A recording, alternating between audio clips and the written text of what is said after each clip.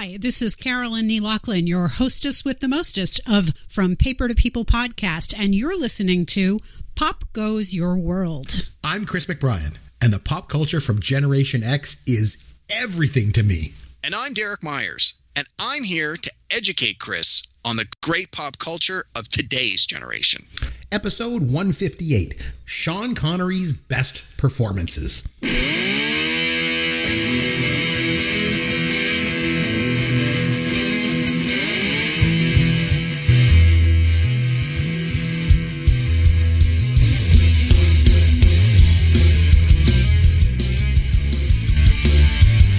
Chris McBrien along with Derek Myers, and this is Pop Goes Your World, the pop culture podcast for the generations. You'll find me on Twitter at CMcBrien, and you'll find Derek at Amaron_DM, and popgoesyourworld.com is our website with all of our contact information. Derek, it's been a couple weeks. How are you, my friend?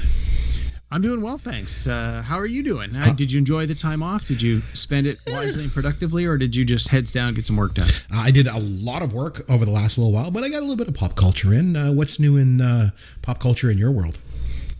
Not a whole lot, really. Really? 2 weeks? I figured you'd come back saying, hey, I watched all these movies. I did all this stuff. Well, that was my intent. I was on vacation last weekend. That was part of the reason we didn't do the podcast. And I had all these plans to late at night when everyone else was sleeping. I was going to watch movies on my phone and get caught up on some TV shows. And I didn't have time to do any of that. I just took the time to relax. And so, yeah, it's that list of things that I've been trying to get to. You know, you have that list of, on a rainy day when I have time, I'll watch these programs. The list just keeps getting longer. So, I got lots for you. So I've got a bunch of pop culture stuff, and then I have a podcast thing. So The pop culture stuff first. My wife and I mentioned we were finishing up watching Orange is the New Black. We made it through all 7 seasons, finally finished it. So we're in the market for a new show to binge watch, at night when the kids go to bed. And we haven't really had a whole lot of luck lately. I went back and listened to the episode that we did with Justin Mason. Remember, what TV show should I binge watch next? And I tried watching The West Wing. I loved it. My wife hated it. So I guess, that one's out. And we watched one episode of Manhunter because Justin recommended that. Mindhunter? So what did I say? You said Manhunter. Mindhunter. You're right. Mindhunter. And my wife liked it, but I hated it. I didn't like it at all. And then we started watching Animal Kingdom. My wife said, we got to watch this. I've heard good things. And I turned it off halfway through the first episode. I don't even know what that is. Really hated that one.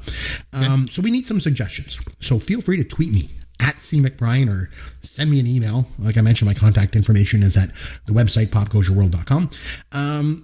And then another thing, Derek, you'll appreciate this.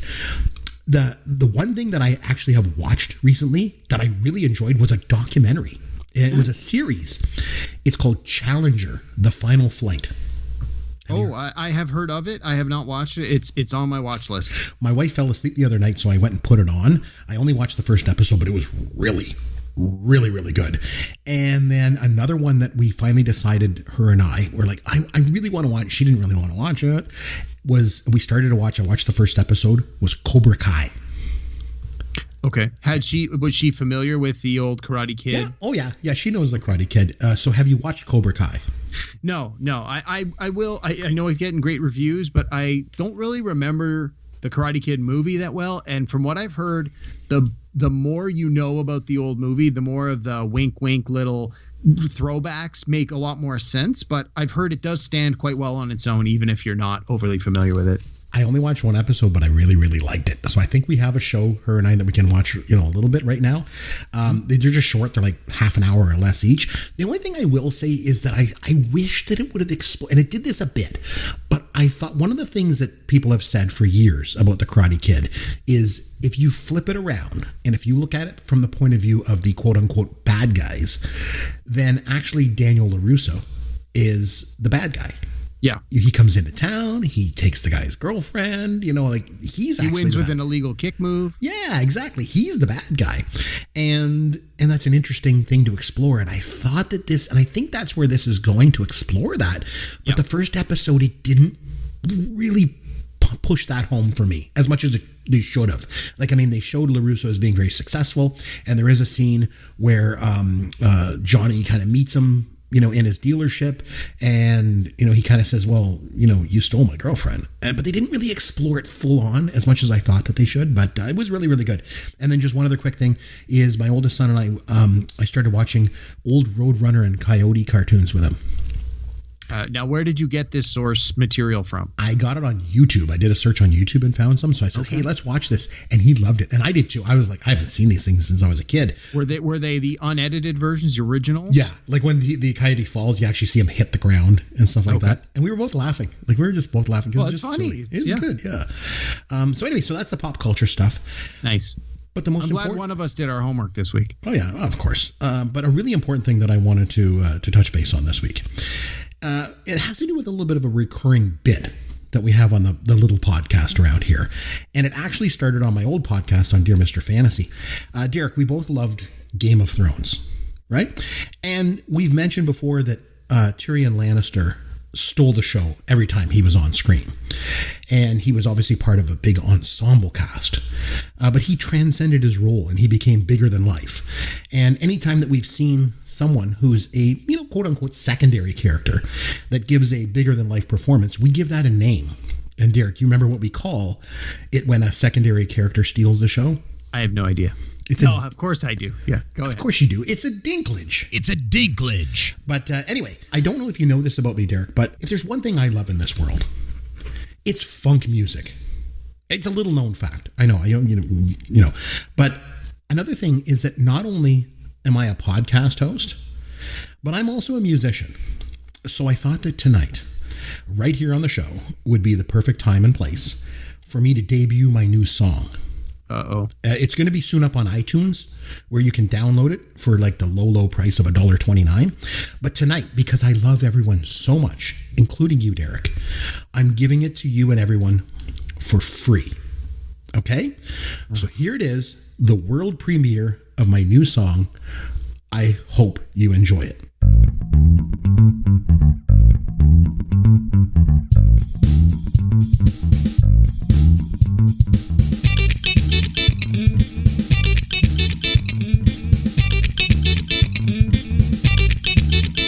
It's a dinklage.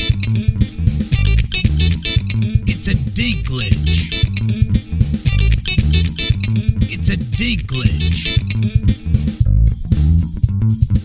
Make that a dinklage.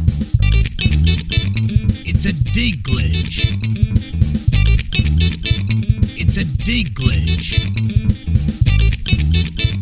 It's a dinklage. The Weekly Dinklage. It's a dinklage. It's a dinklage. It's a dinklage.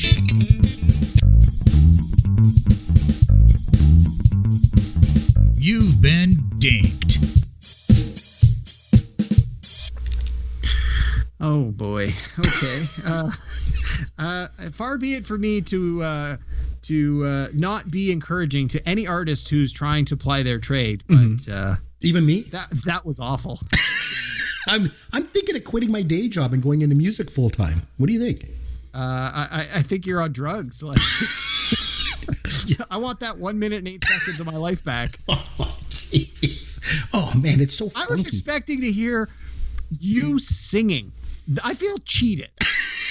I've heard you sing "Ring Rang a Dong" for a holiday. I've heard you sing tons of stuff on this podcast. I'm not saying it was necessarily sung very well, but I was expecting this to be Chris at his very best, audio stylings of Chris singing.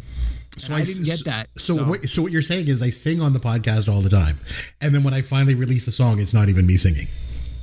Was it even you playing the instruments? Or was this just you being a DJ where you sampled music from other sources? Yeah, that's pretty much it. Okay. Yeah, that's pretty much it. But I might just sample that again. And then, so did you like the funk music? Did you like the beat at all? Yeah, that was fine. It was pretty good. Okay, so maybe... hang on. At first, I thought it was you playing, and I thought, oh, wow, Chris, look, he's put some time and effort into this. And then I'm like, this seems a little too polished. This seems very digitally reproduced. So I'm like, probably not. And then when the lyrics kicked in, I'm like, he's just playing the sample over and over again. I'm like, this is weak. Mm-hmm. So what I maybe will do is just use that music, use the funk bed that I created, and maybe then I'll actually sing over top of it. How about if I did that? Would you like that better? Oh, I'm really worried what my answer is going to be here, because I want to say yes, but then I'm going to have to listen to the new version next week, aren't I? Well, I don't know about next week. I mean, I have to go back into the studio and get studio time and all that stuff. But okay. So then, yeah. Well, Christmas is coming. Maybe you can give us that for Christmas. You can. So maybe I need to create a real song where I actually sing over top of that. Oh, let me see what I can do. I'll work on it. But okay. I'll tell you what. And it has to rhyme. It can't just be one of these like weird spoken word things, random musings. It has to have like some poetry to it. Okay. I will do my best. I have very high standards for these things. Of course. And as well you should. Now, I just want to say that's not the only thing that I have for you. Oh, no. I just keep on giving around here. So in addition to the world premiere of my new song, I also have this. Here's your dad joke of the week. Derek, since we're talking about Sean Connery tonight, I thought it was only fitting that I do a James Bond dad joke for you this week. Okay. So here we go. Derek, why does Daniel Craig have gray hair in the new James Bond movie? I know I'm going to regret this, but I have no idea. Tell me why, Chris. Because he's got no time to die. Oh, man. Can we go back to the song?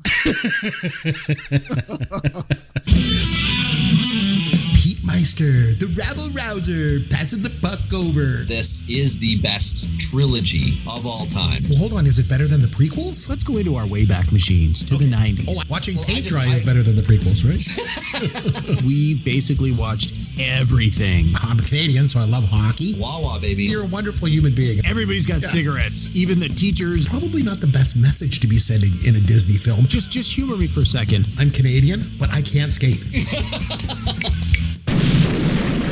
Okay, so once again, we were all prepared to do a topic for the week, and then we got some bad news. Sean Connery, the legendary Sir Sean Connery, died at the age of 90 years old. So, Derek, you reached out to me, and you felt it would only be fitting if we kind of switch things up, from our original plan, and instead spend this episode running down our favorite Sean Connery performances. So, Derek, why did you feel, why, but explain why you felt it was important that we pay tribute to Sir Sean Connery this week. Well, I thought back, so we had this sort of similar thing happen a few weeks back where we were getting ready to do a top 5 list, and legendary musician and guitarist Eddie Van Halen died, and that was very emotional for me, and I reached out to you with only a few days before, and I said, I think we need to do this Eddie Van Halen episode, and we did, and I think it was a great episode, and I had a lot of fun with it.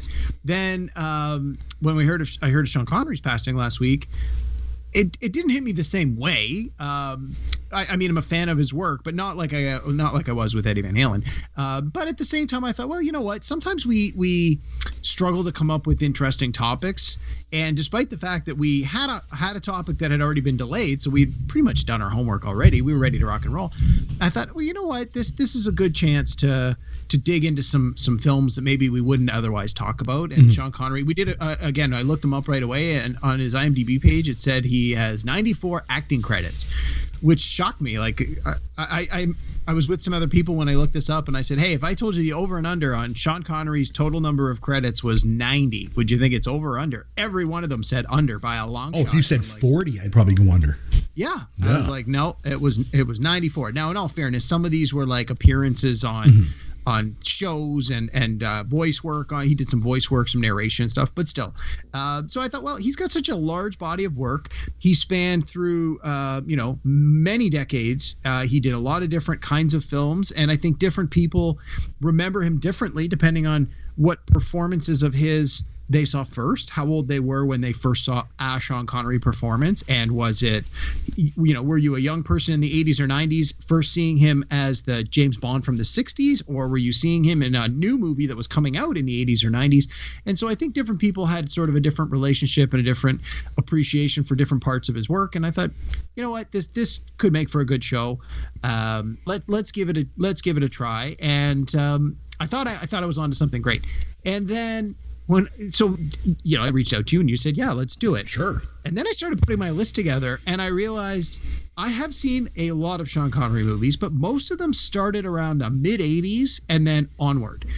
And he did a lot of movies in the late 80s and 90s where they were either not great movies or his role was such a small role in the movie that I couldn't justifiably call it a Sean Connery movie.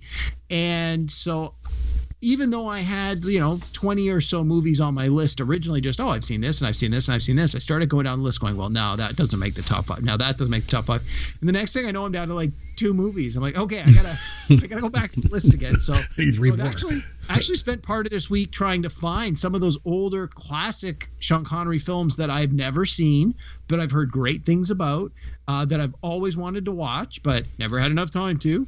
And unfortunately, I couldn't find some of the big ones that I was hoping to. So there's going to be some gaps on my list that people are probably going to think, like, how do you not have that in your top 5? It's simply because I'd never seen them.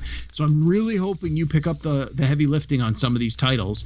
But no, I think my list came together pretty well in the end. And I think we'll have a good show talking about it. Yeah, no, definitely. And, I like all the old stuff, that's for sure.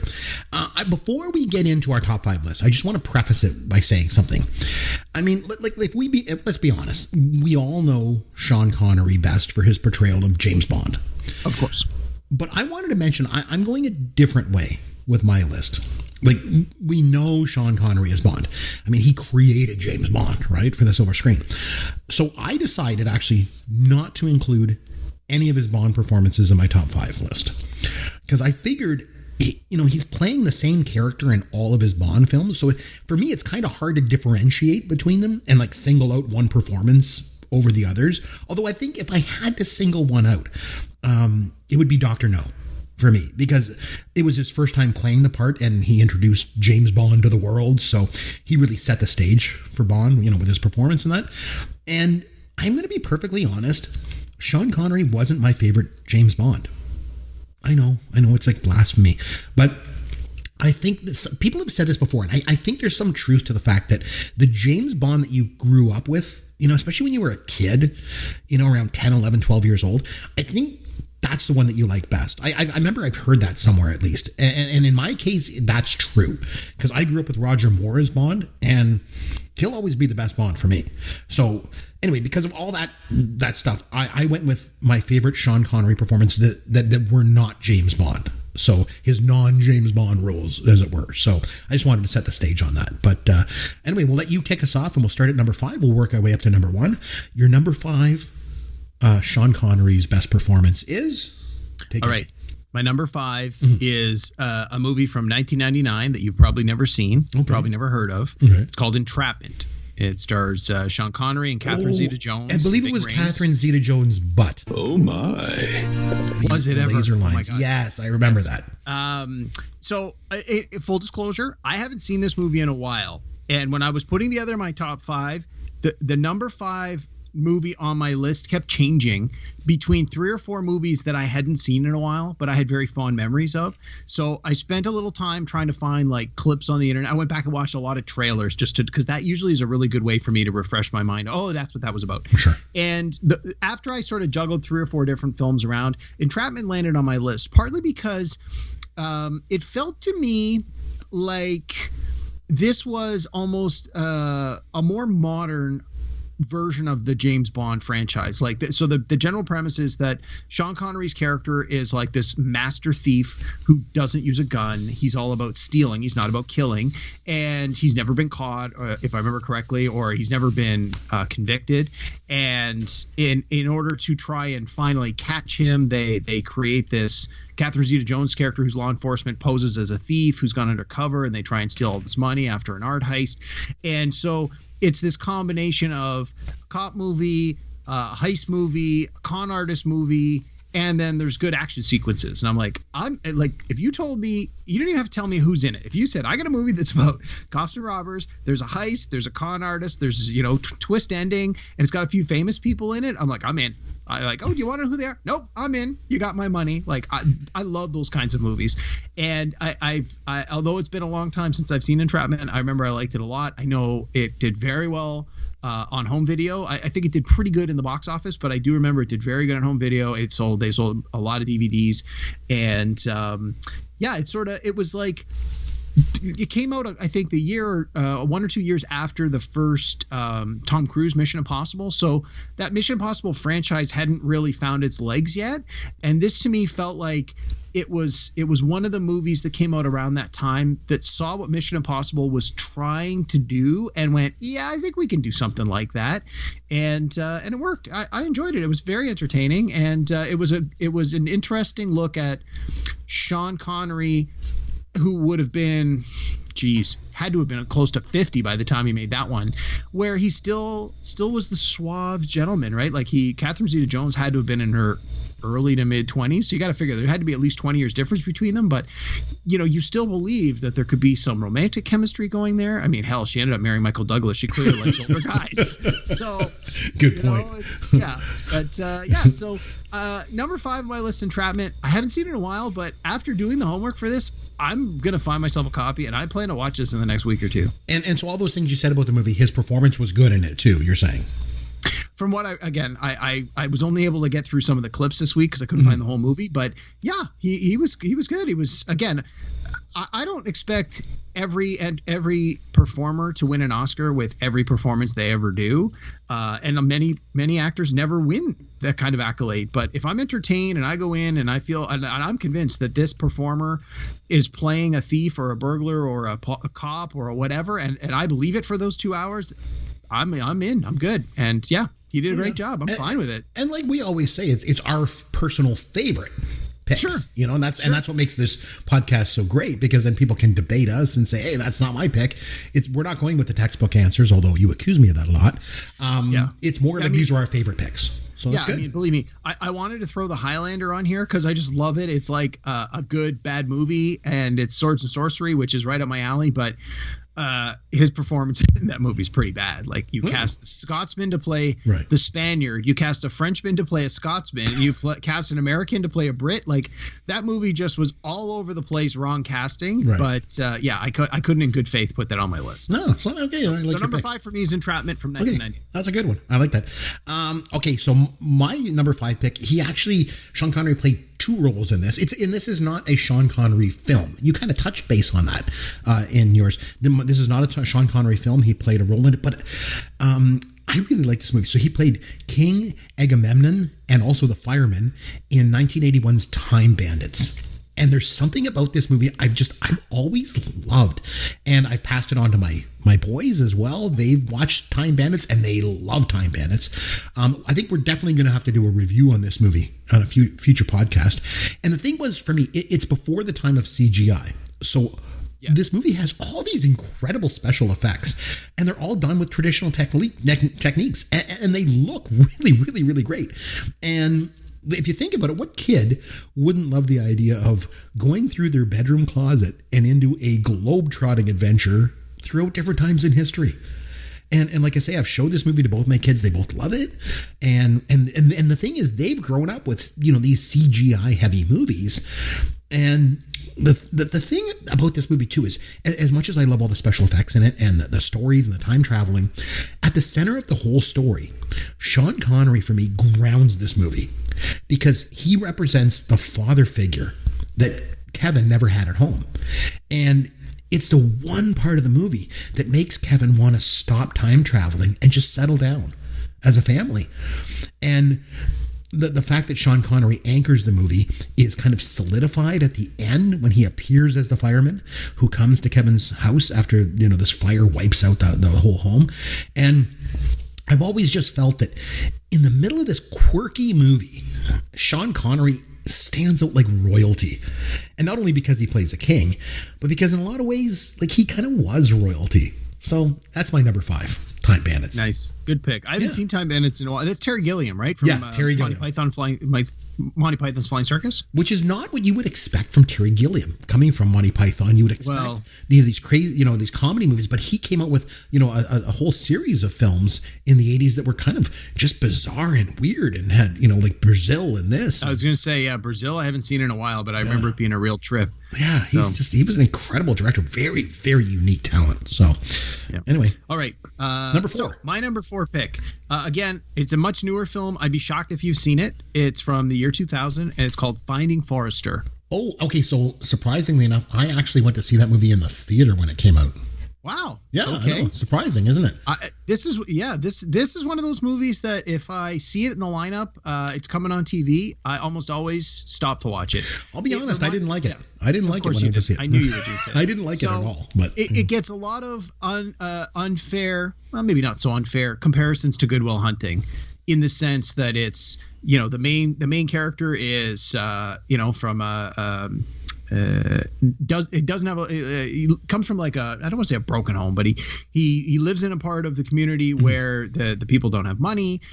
He goes to a school that's rough and tumble, but he's this kid who has this gift. He's a creative writer and he's always writing stuff down, and he's also a really good basketball player, and he gets this opportunity to go to a private school on athletic scholarship, but it turns out he's actually a really good writer. And then, of course, the Sean Connery character is the mentor, the reclusive retired author who's hiding out in this in this old apartment that he's probably been in for 30 years or more, and watch the community change around him. And he mentors this young boy, and it turns out that the Finding Forrester, the Forrester in the title is Sean Connery's character, who is this reclusive author who won a Pulitzer Prize years earlier and then just fell off the face of the earth. And so he mentors this young kid.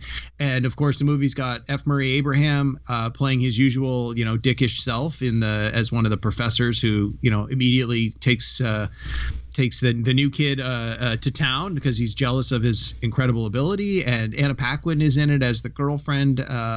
She's, again, not in it a lot, but she's got an Oscar. So, and then of course there's Sean Connery, and this was one of his last movies, and I think that it stands as a testament sort of to sort of the end of his career, where he plays that older mentor. He plays that person with the life experience. He's clearly like an old crank, and he's got his issues that come with age, the whole idea of the grumpy grandpa kind of character. But at the same time, he's able to impart wisdom and provide guidance and share that life experience with sort of the next generation, someone who has a talent similar to his own, and he can nurture that. And I think that's a good sort of testament to his career, to have this as one of his final performances. And I think it's a great movie. I like it a lot. So my number 4 is Finding Forrester. There you go. Okay, so my number 4, Derek, we never discuss our lists ahead of time. We just like to go into this blind and just kind of see. But for my number 4, I know you pretty well. We've known each other for 25 years, and we do this podcast every week.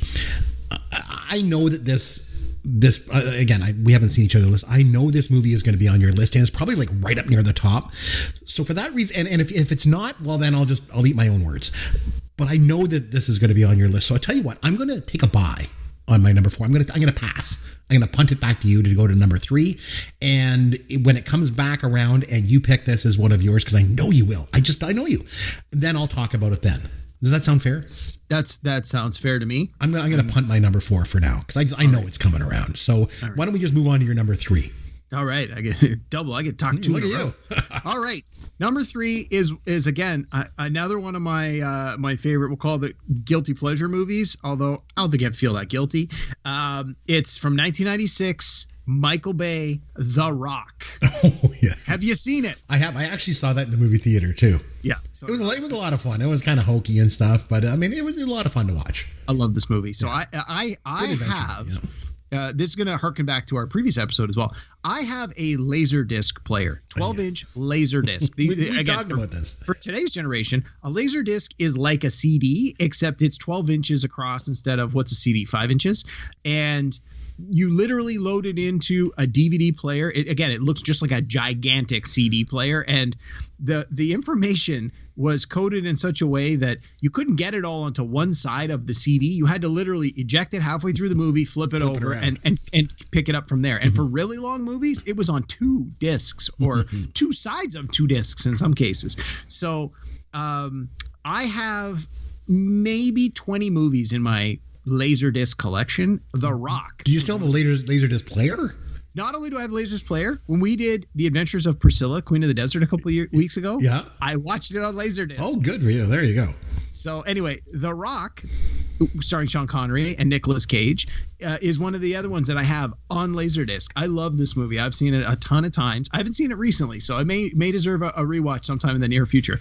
So again, The Rock in the title is not the wrestler. It is reference to the Alcatraz prison in San Francisco Bay, nicknamed The Rock, and that's The Rock that we're talking about here. And for the people who maybe haven't seen it or haven't seen it in a while, do yourself a favor, go see it. It is Michael Bay, so there's tons of explosions. There's lots of great special effects work and fast planes and boats and chases and blow it up, shoot it up. It wouldn't be a Michael Bay movie without those things. So as long as you know that going in and you think, I can handle that, you'll probably enjoy this.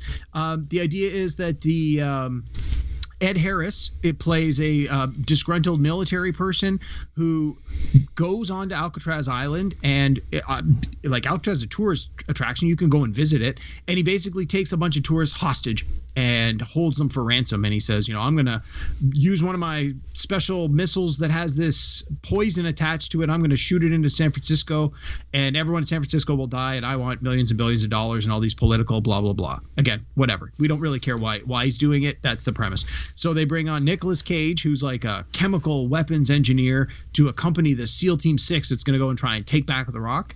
And they get Sean Connery's character out of like deep prison, and apparently he had been in Alcatraz as an inmate years earlier when it was a prison, and he was one of the only people that ever escaped that was then recaptured. And so they don't come right out and say that he's supposed to be his James Bond character, but they lean on that idea pretty heavy that in the 60s he was a spy for the British, and then in the 70s he sort of went rogue and got captured, and that's why he was in Alcatraz.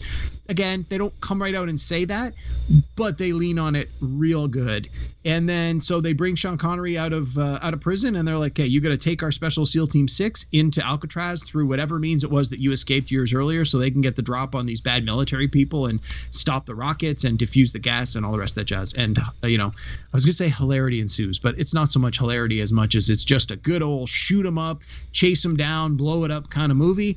I'm not a huge fan of Nicolas Cage. In fact, I really don't like Nicolas Cage. Mm-hmm. This is one of the only movies he's done that I've seen where I actually really enjoyed his performance. I thought for once he was actually really well cast in it. Nick Cage has an Oscar, right? Like he's talented.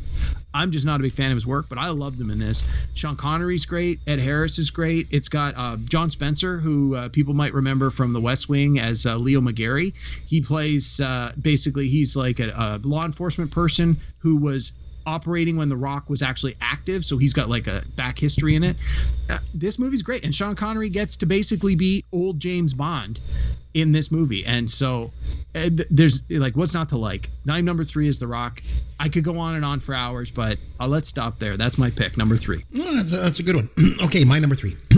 Tom Clancy wrote some pretty amazing novels, back in the day, but like a lot of authors, his books don't always translate well onto the big screen. I personally think his best novel was Without Remorse. But there's just no way that would make a good movie. I think one of the things about his books is that, they were really descriptive in nature, especially in regard to military technology.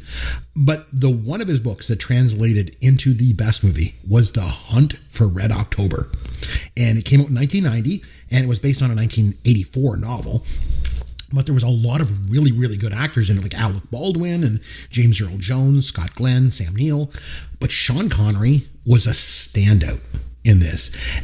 And the reason why I like him so much in this movie is that he shouldn't have been a standout, because this is the movie that first introduced the character of Jack Ryan to the big screen, played by Alec Baldwin in this one.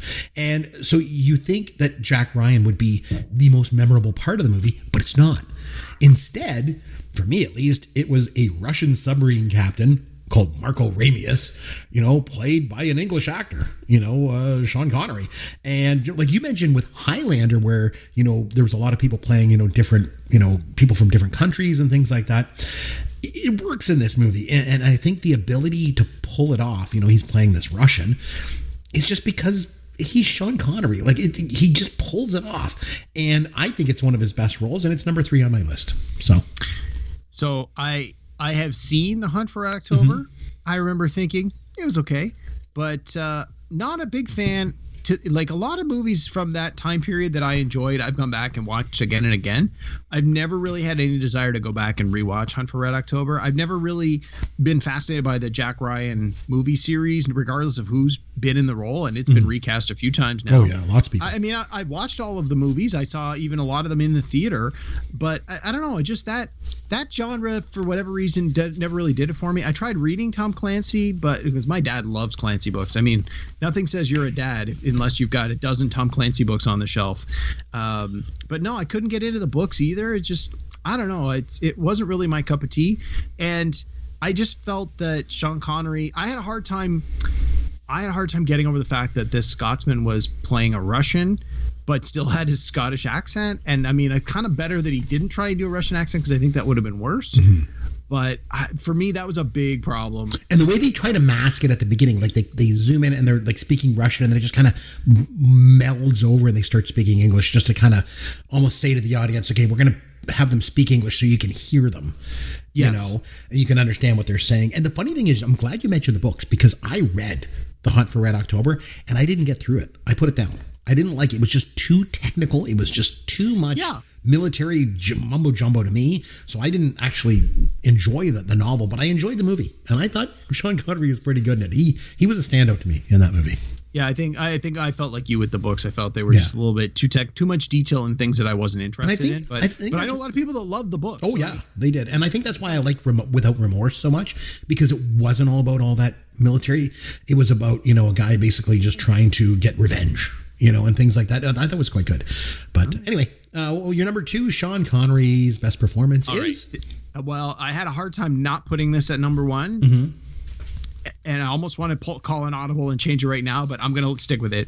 My number 2, I can't believe this is my number 2, is Indiana Jones and the Last Crusade. So, who better to be Indiana Jones's dad than James Bond? Like, it's so perfect. Like, you couldn't have cast this. I mean, you've already gone on record many times to say Raiders of the Lost Ark is in your top 3 favorite movies, and depending on the day of the week, it can be number 1, number 2, or number 3. Yes, and love it. And very much like you, like I'm literally sitting here right now looking at a framed poster of Raiders of the Lost Ark. It's one of my all-time favorite movies too. Everything about it is fantastic. It always has been. Actually, come to think of it, over on my other shelf, I could see my Raiders of the Lost Ark role-playing game book. So, like, clearly, I'm a big Raiders fan, and that's why we're such good friends. Yeah. And honestly, depending on the day of the week, if you ask me what was my favorite Indiana Jones movie, sometimes The Last Crusade goes ahead of Raiders. Like, that's how much I like The Last Crusade. Like, it's got so much going for it. And the addition of Sean Connery to this franchise, in the way they introduce him, and you believe as soon as he's on screen, you believe that this is the father of the Indiana Jones character that we met. We've already seen for 2.5 movies. We know him. We love him. He used to be Han Solo, and now he's Indiana Jones. We buy that 100%, and then it's like, boom, here's his dad, Sean Connery. And you're like, yes, of course. Like, who else? Yeah, duh. And then I read a thing, and they're like, oh, there's only like 12 or 13 years between the two actors. But again, that doesn't matter. The way they played it, the relationship between these two guys. I mean, I don't know for sure, but I got to think that Harrison Ford and Sean Connery must have got along really well, because either that or they're both fantastic actors, because you really get the sense that they have this camaraderie, they have this relationship, and it just works on so many levels. And it just, for me, it was like the addition of Sean Connery made Indiana Jones a more interesting character to see the dad. And it's rare that introducing a supporting character to an established franchise makes you look at the established characters and feel differently about them. And in this case, it was like you feel so differently in a positive way. But yeah, I love everything about this movie. I remember seeing it, came out in 1989. It was my first year of high school. I can remember going to the theater to see it with a couple of my buddies and saying, like, we're going to see that again. And I saw it a bunch of times in the theater. This movie's great. Another one, if it's in the lineup when they're like, hey, coming up this weekend, we're doing an Indiana Jones movie marathon. I'm like, okay, what time is Raiders of the Lost Ark coming on? And what time is Indiana Jones The Last Crusade coming on? I'll be back for those two. So that's my number 2. So my number 4 that I took a pass on because I knew that you were going to bring it up was Professor Henry Jones. Okay. From this movie. I know. But unlike you, interestingly, of the 3 Indiana Jones movies, oh, and by the way, I say 3 because that Shia LaBeouf crap that came out a couple of years ago, it doesn't exist in my world. The Kingdom of the Crystal Skull is like the prequels, of the Indiana Jones world for me. But anyway, so of the 3 Indiana Jones movies, I've seen this one the least. Really? And I only ever saw it once. I saw it in the movie theater when it came out. And to be perfectly honest with you, Derek, I didn't really like the movie all that much. The first one, the first one is the best by far. The second one for me is a lot of fun, but it's also a little bit different than the first movie. And this third one, it's a little bit different too. It's got a lot of like religious imagery in it. Not that that's a bad thing, but some things I didn't like about, like, I didn't like how he walks on the invisible bridge, and I didn't like the female interest. But one thing I did like about it was Sean Connery, and the thing is, unlike you, I think, funny enough, I would say that he wouldn't have been my first choice to play Indiana Jones's dad. I don't know who would be, but he was absolutely perfect. He was perfect in this role. Yeah. And that's why it's on my list. And I think anytime that you can transcend a movie and be probably the best part about it, it says something about your charisma, it says something about your acting skills, and it says something about your staying power. And for me, Sean Connery had all 3 of those in spades. So that's why he was my pick. So I agree with you. That's good. Yeah, no. So it was your number 4, my number 2, Indiana Jones and the Last Crusade. I mean, I know we try not to overlap the lists, and from time to time when we think there's going to be overlap, we get a neutral third party to just be like, no, you're good, or one of you needs to change your number 3 pick. But no, with this one, I got no problem with the being able. And this one, and like you said, he's got 94 acting credits, but a lot of them are not very good. So it's going to be really hard for us to get 5 each and not have an overlap. But that being said, I think we've done pretty good so far. How about your number 2? That was my number 2. What's your number 2? My number 2. So I went with Jim Malone in The Untouchables from 1987.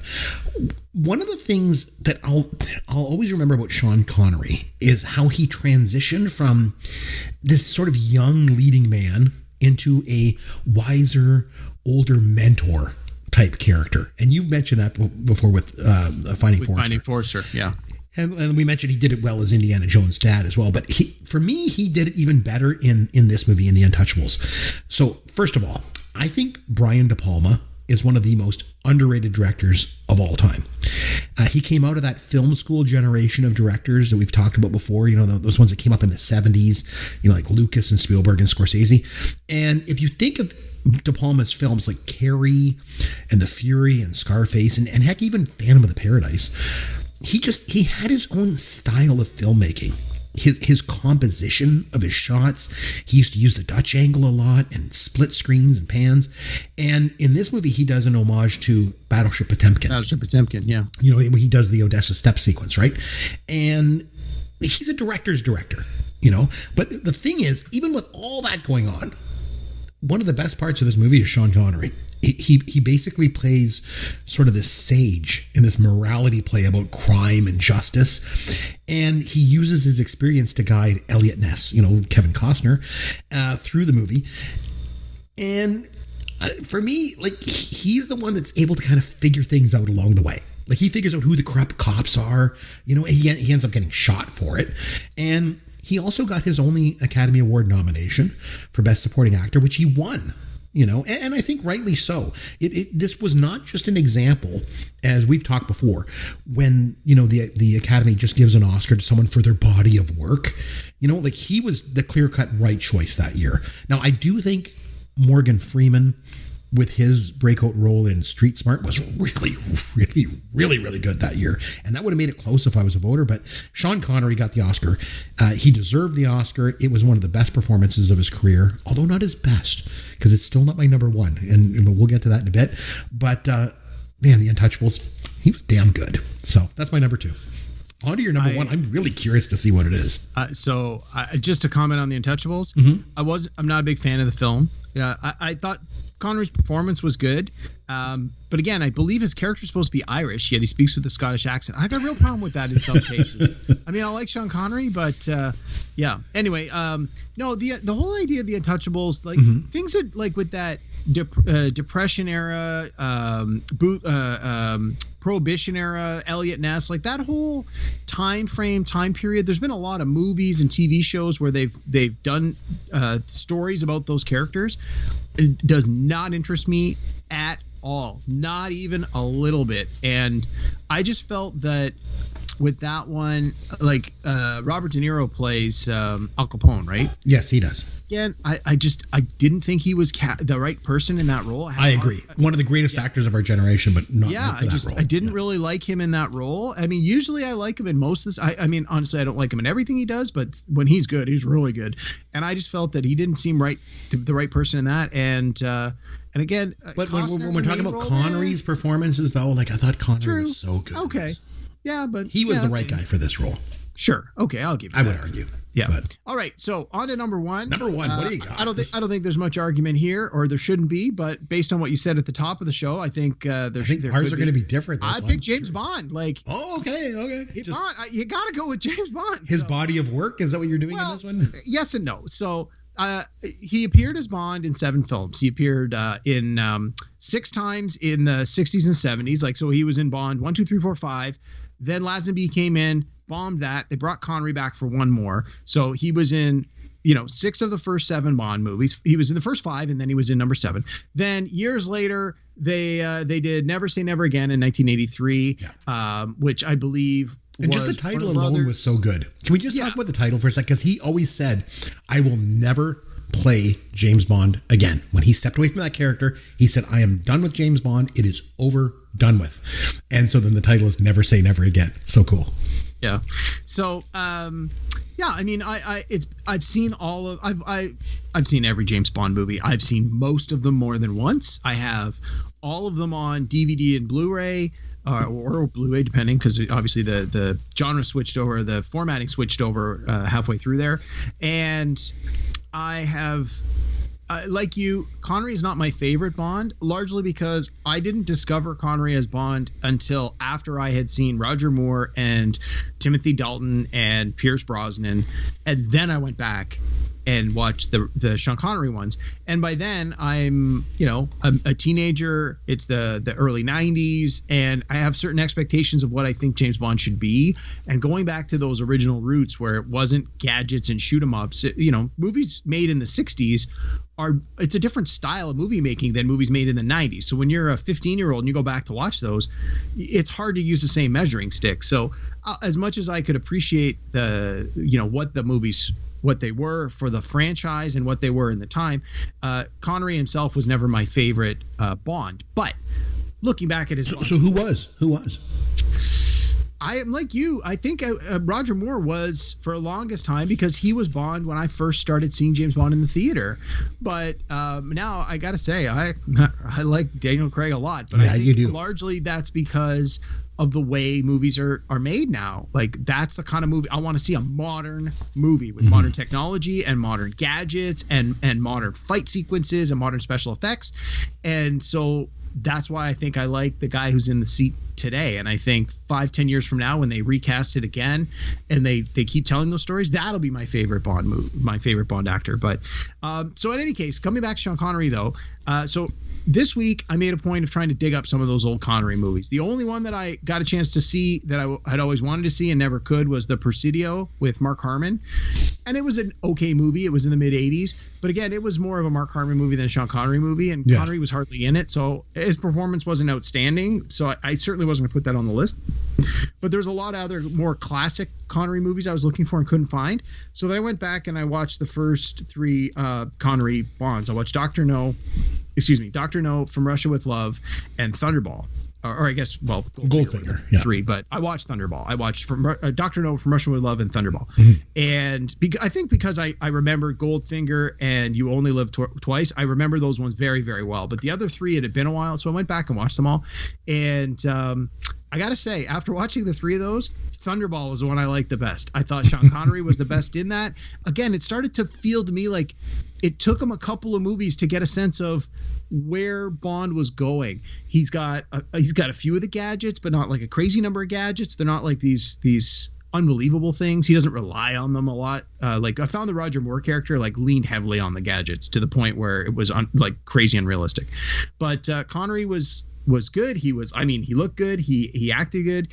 You believed him as this role. He didn't do anything. He was like constantly like fighting and like fist fighting and doing things that you would expect an individual lone agent to do. And of course, you've got the scenes with him in the casino. You've got the scenes with him with the ladies. Like he had it all. All the bikinis going on. Yeah. Oh yeah. And it's like, yeah, I loved it. Submarine stuff was cool, yeah. Yeah, this Thunderball one was really good. And this is the one where he flies in the jetpack at the beginning, which is a lot of people, when they think of Connery, they think of Connery in the jetpack. So, no, Thunderball. I had to go with Thunderball as my main pick. But, I mean, my number one is Connery as Bond as sort of like overarching category. But if I got to pick one, I'm going with Thunderball.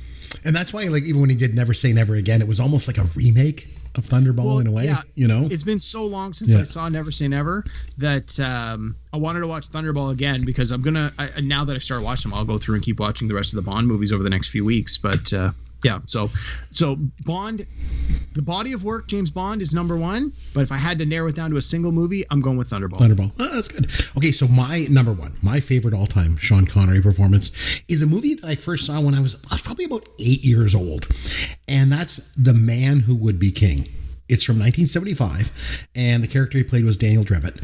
And it's directed by the legendary John Huston. And for me, not only is it Sean Connery's best performance, it's his best film. And I personally think it's the best film of Huston's career as well. Now, Connery always said it was his favorite movie, and even Michael Caine feels it's his best movie. Now, if you're not familiar with this film, I'm going to basically give it all away. It's based on a Rudyard Kipling novel, and it's about these two British soldiers, and they're played by Connery and Michael Caine, obviously, and they're stationed in India. But they're basically petty criminals and con men. So they decide that they're going to go north to this country called Kafiristan, and it's like a province of Afghanistan. And then there's this battle, and Sean Connery takes an arrow to the chest, but it gets lodged into like the leather strap of his uniform, so it doesn't hurt him. And the locals think he's a god, right? Because the arrow didn't kill him. So he gets all the treasure of the land. And so Michael Caine's like, okay, well, let's load up all this treasure and let's get the hell out of here. Let's go to England, and then we can like live a life of luxury. And then Sean Connery's like, getting a little bit of a taste of power, you know, as the king, decides, I think I just want to stay, you know. And then he takes a wife, one of the local women, and he marries her. And on his wedding night, she bites him on the cheek and he bleeds. So the locals know he's not a god because he bleeds. So they make him walk out on this rope bridge, kind of like the one in Temple of Doom. We were just talking about. You know what I mean? Like there's that big rope bridge. Yeah. They make him walk out on this thing, and when he's out in the middle, they cut the rope, and he falls to his death.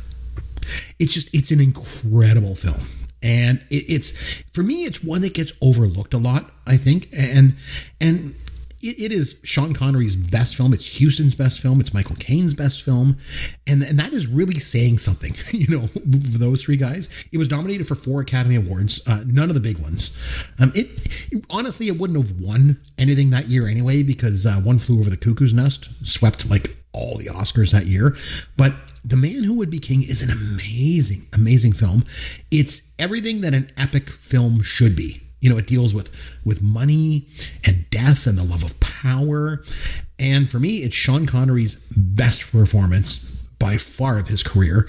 And that's why it's number one on my list. I would strongly suggest, if you've never seen it, go find a copy somewhere. I don't know where you would find it, but if you can watch The Man Who Would Be King, you will not be disappointed. I promise you that. So I've never seen it. Mm-hmm. This is one of those ones that I had heard great things about. Oh, it's felt so should be on the list, but I've never seen it, so I couldn't talk about it. Thanks for ruining that for me, by the way.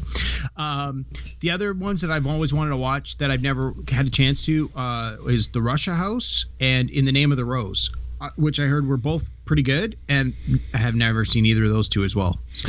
I remember in 1981, I was 11 years old. I went to the movies all the time. I saw everything that came out, and a movie came out with him in it called Outland. And I never ever did see that movie. It was like in space, and I don't know if it was very good or not, but I never did see that one of his. I saw that years ago, and at the time I remember enjoying it. But again, I haven't seen it in so long. I don't remember enough of it to in fairness, put it on this list. But had I been able to watch it this week, and if it had held up, it would have made my list. It probably would have slotted right in there at number 5 instead of Entrapment. Yeah, and The Rush Hours was another one that I had not seen. But yeah, I haven't seen it.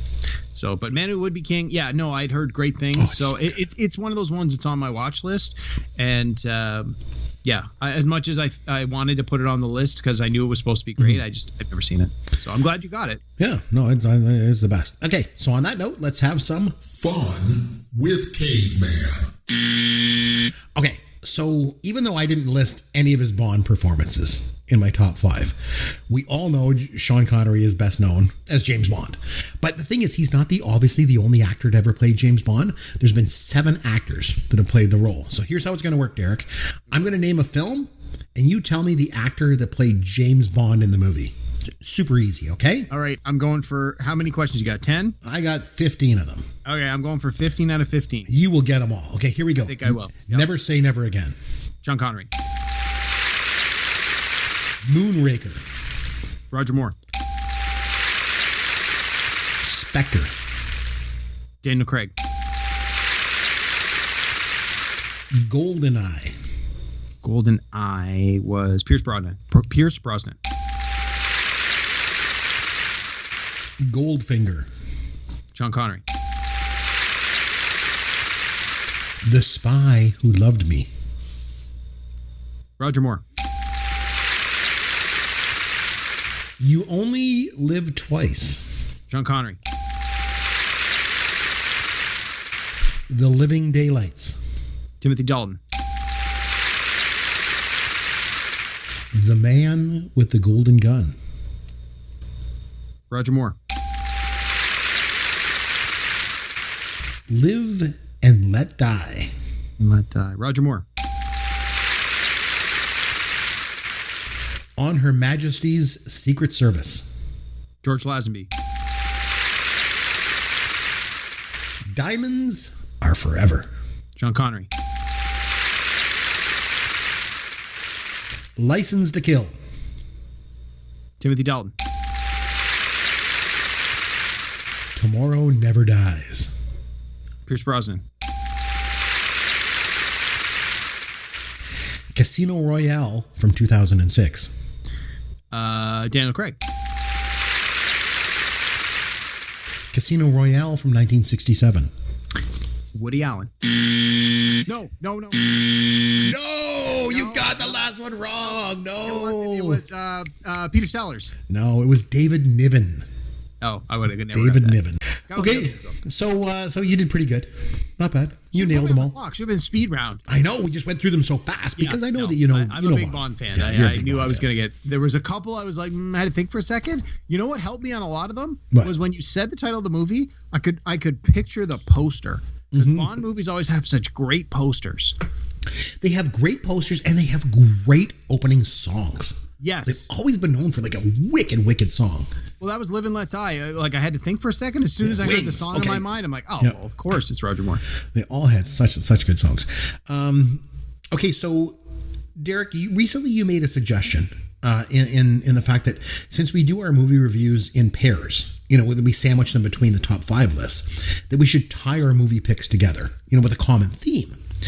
And obviously, since Sean Connery was, the highlight of our show this week after he passed away, I figured what better way to pair up our movie picks than for each of us to nominate a Sean Connery movie for us to watch and review. Now, I was going to go with The Man Who Would Be King, but, because it's really good. But since I ruined the plot for everyone, I decided I'm going to go with something a little bit more in the wheelhouse of Gen Xers out there, since that's what I do. And so I want to come back next episode and I want to review the 1981 Terry Gilliam film Time Bandits. Nice. Okay. My kids love it. I'll make them watch it again with me. So you're up for the challenge to watch Time Bandits and come back and do that one? Yeah, I haven't seen it in a while, but so good. fairly certain I have the DVD. I know I have a copy of it kicking around somewhere. So, yeah. I definitely have the DVD because I've taken it to the trailer before and we've watched it with the kids, so it's all good. I might have it on video. No, I definitely don't have it on video. Do you have it on Laserdisc, though? That is really... No, I don't. Unfortunately. Yeah.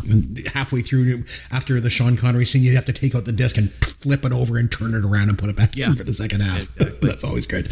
Okay, so if you'd like to reach out to Derek or myself and suggest any other Sean Connery films or anything else at all, or even a new TV show that I need to binge watch with my wife, you can find me at C. McBrien on Twitter. You'll find Derek at Amaron_DM on Twitter. And of course, popgoesyourworld.com is our website.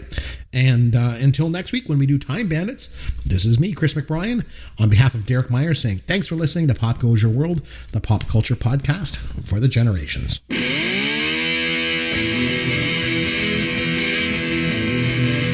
Thanks for listening to Pop Goes Your World. You can contact Chris and Derek at popgoesyourworld.com. Please take a minute and review the podcast on iTunes or wherever you download and listen to the show.